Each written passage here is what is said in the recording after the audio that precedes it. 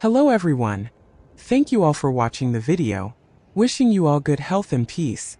The dusk settled over the village like a sigh, its amber light spilling across the hills, catching the smoke that curled from a lone kitchen chimney.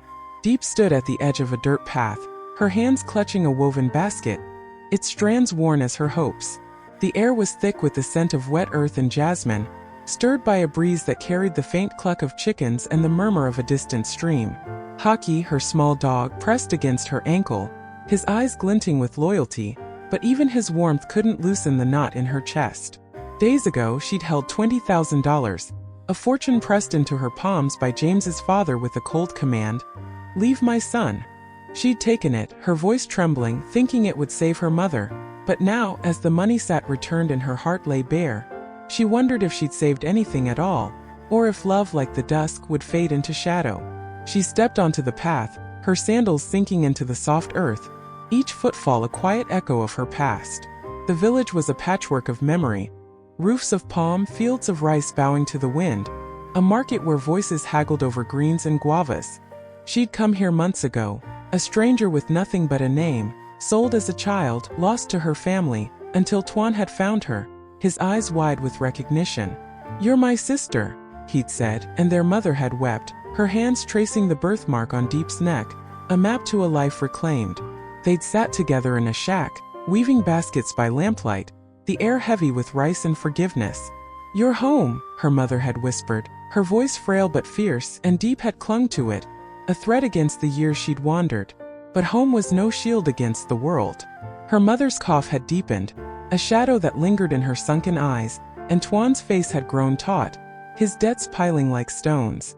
300 million dong, he'd confessed, owed to men whose voices cut like knives, demanding payment before Tet's lanterns lit the sky. Diep had watched him falter, his hands empty, his buffalo sold, and she'd felt the weight of their mother's life, a burden she couldn't ignore. She'd gone to the market that morning, buying pork and greens, her coins few but enough to cook a meal.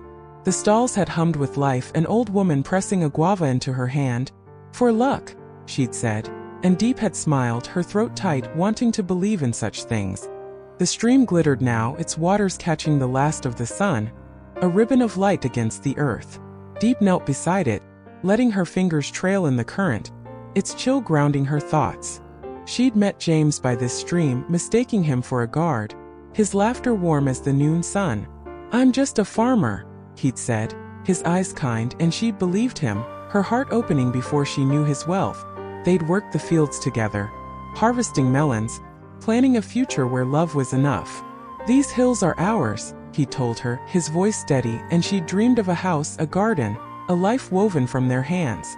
But then his father had come, his eyes cold, offering money to tear them apart, and she'd faltered, thinking of her mother's breath, Tuan's fear, the hospital bills that loomed like storm clouds. She'd stood in his office, the air thick with dust, and taken the money, her fingers trembling. "Is it too late?" she'd asked, and he'd nodded, the bills crisp as her shame.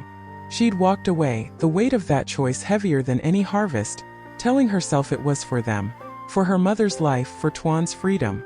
But the lie had burned, a wound that bled with every step.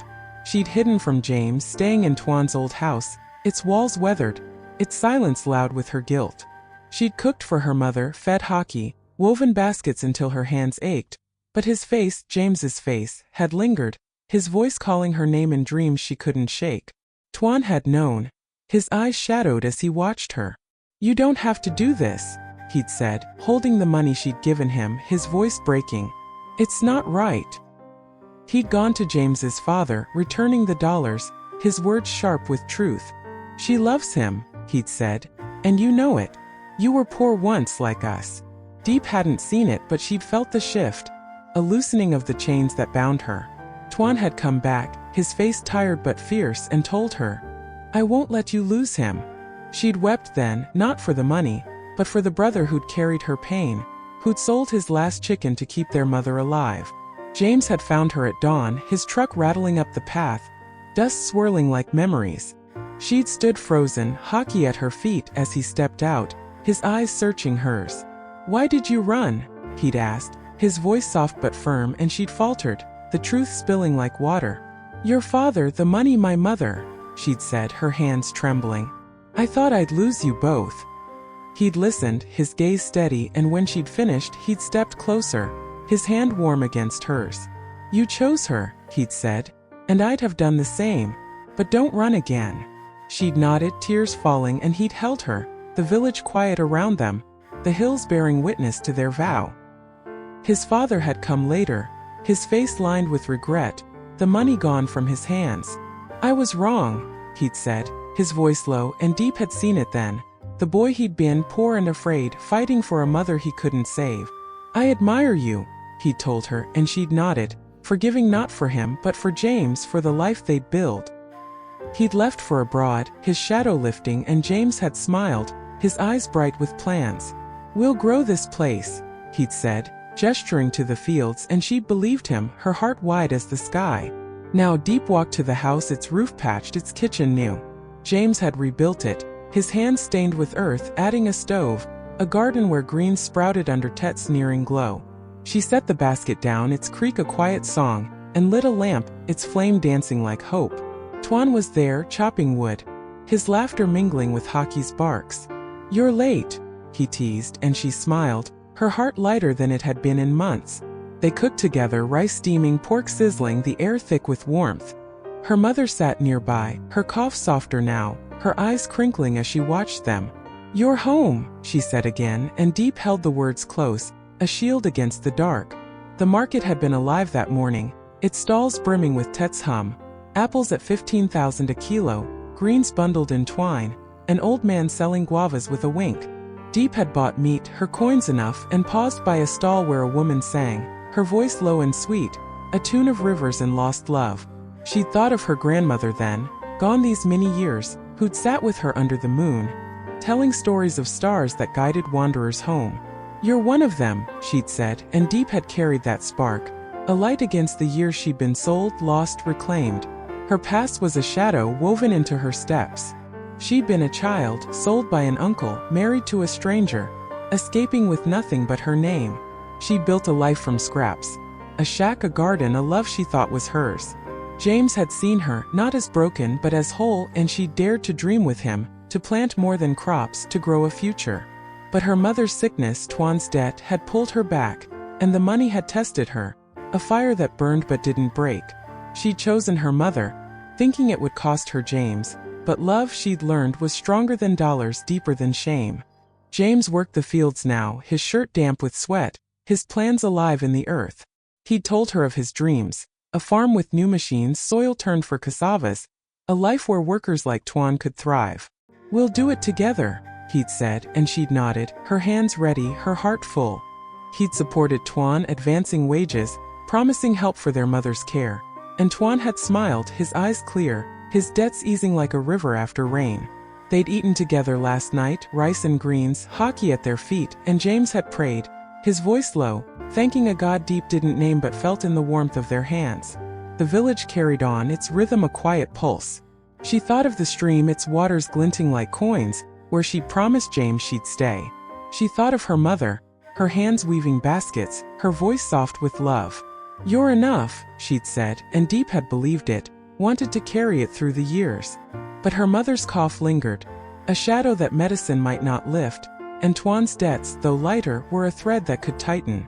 James's father was gone, his blessing given, but the world was wide, its tests unending. She wandered to the garden now, its greens bright under the moon, a sliver of light against the hills. Hockey trotted beside her, his warmth a fleeting balm.